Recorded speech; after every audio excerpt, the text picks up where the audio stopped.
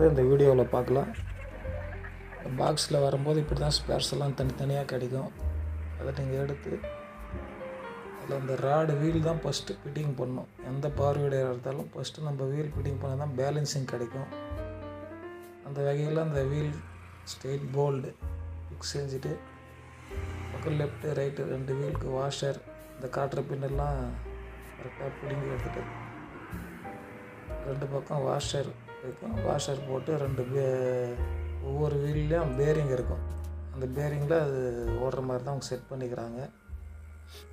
அந்த tyre fix பண்ணிட்டோம்னா நமக்கு மேக்ஸிமம் அது சப்போர்ட் கிடச்சிரும் அடுத்த இன்ஸ்டாலேஷனுக்குலாம். அதனால் ஈஸி, ரொம்ப நீங்களே ஒரு 10 நிமிஷத்தில் இன்ஸ்டாலேஷன் பண்ணிடலாம். அந்த அளவுக்கு ஈஸியாக கொடுத்துருக்குறாங்க. ஆனால் முக்கியமான விதிமுறைகளை நீங்கள் கடைப்பிடிச்சா தான் அந்த ஃபெயிலியர் ஆகாது. மிஷின் வாங்கிட்டு நீங்கள் சின்ன சின்ன மிஸ்டேக் பண்ணால் கூட அந்த மிஷின் ஃபெயிலியர் ஆகிடும். அதனால் இந்த வீடியோ முழுசாக பார்த்தீங்கன்னா உங்களுக்கு மொத்த அந்த எளிமையாக நாளைக்கு எதுனா ஃபால்ட்டுனா கூட நீங்களே சர்வீஸ் செய்யலாம். அவ்வளோதான். நீங்கள் அந்த வீல் ஃபிட்டிங் பண்ணிட்டு இந்த ஆயில் சேஞ்ச் பண்ணணும். எப்பவுமே அந்த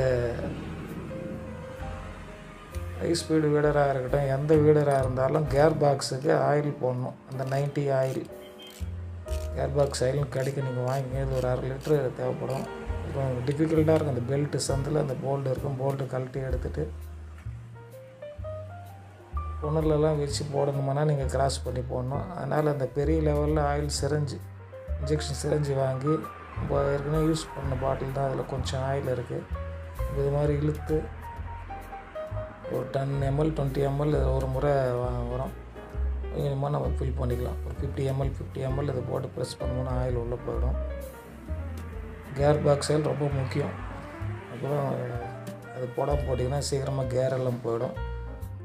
அது பார்த்துக்கணும். எந்த பவர் வீடு வாங்கினாலும் engine oil care box oil மாத்திரம் நீங்கள் மறக்காமல் அவங்களே போட்டு அமுச்சிக்கிறாங்களா பாருங்கள். இல்லைனா நீங்கள் கரெக்டாக போட்டுருங்க. அவ்வளோதான். கொஞ்சம் கொஞ்சமாக இன்ஜெக்ட் பண்ணிவிட்டு இந்த கேர் பாக்ஸ் ஆயிலெலாம் அந்த லெவலுக்கு வந்துடும். இந்த த்ரெட் இருக்கிற லெவலுக்கு ஆயில் ஃபுல்லாக இருந்தால் வெளியே வந்துடும் ஆட்டோமேட்டிக்காக. நம்ம உடனே அந்த நட்டு போட்டுடணும். நட்டு போட்டு க்ளோஸ் பண்ணிடணும். அந்த பெல்ட்டில் ஏதாவது சிந்தியதாக உடனே தொடச்சிடுங்க. இல்லை பெல்ட்டு ஸ்லிப் ஆகிட்டு பிளேடு நமக்கு ஸ்பீடு வராது. அவ்வளோதான். நீங்கள் அதை 12 நம்பர் பாக்ஸ் பேனர் எதுனா இருந்தால் நீங்கள் அதை டைட் பண்ணிக்கோங்க. அதுக்கடுத்து அதுக்கு மேலே ஒரு டோர் வரும். டோரில் 2 ஸ்க்ரூ ஒரு போல்டு வரும். அதை நீங்கள் போட்டு ஃபிக்ஸ் பண்ணிக்கோங்க. அவ்வளோதாங்க. இது 10 இன்ச்சு 8 இன்ச்சு 15 இன்ச்சு அப்படி நீங்கள் அந்த களை எடுக்கிறதுக்கு ரொம்ப சூப்பராக இருக்கும் அந்த மிஷினு. எல்லா வேலையும் கூட செஞ்சுக்கலாம். இப்போ புது ட்ரெண்டாக இந்த மிஷின் தான் எல்லோரும் வாங்க ஆரம்பிச்சுக்கிறாங்க. உங்களுக்கு இந்த மிஷின் தேவைன்னா எங்கள் இதில் தொலைபேசி எண்ணெல்லாம் கொடுத்துருக்குறோம். அந்த எண்ணுக்கு நீங்கள் கூப்பிட்டிங்கன்னா நாங்கள் அனுப்பிச்சி விட்ருவோம். தமிழ்நாடு பூரா நம்ம அந்த மிஷின் அனுப்பின்னு இருக்கிறோம். அவ்வளோதான். டோர் ஃபிக்ஸ் பண்ணிட்டீங்கன்னா அந்த இன்ஜின் ஆயில் எப்படி போகிறதுன்னு பார்த்துங்க. மறக்காமல் இன்ஜின் ஆயில் ரொம்ப இம்பார்ட்டண்ட். ஏன்னா இன்ஜின் தான் மெயின். அதோட விதிமுறையே இந்த 20 40 4 ஸ்ட்ரோக் ஆயில் கேட்டால் எல்லா இடத்துலையும் கிடைக்கும். வாங்குங்க. அது ஒரு 600 ml பிடிக்கும் ஒரு இன்ஜின் ஆயில். எல்லா பவர் வீடருக்கும் சேம் தான். இந்த ஆயிலும் அதே போல் தான் புனல் வச்சு போட்டுருங்க.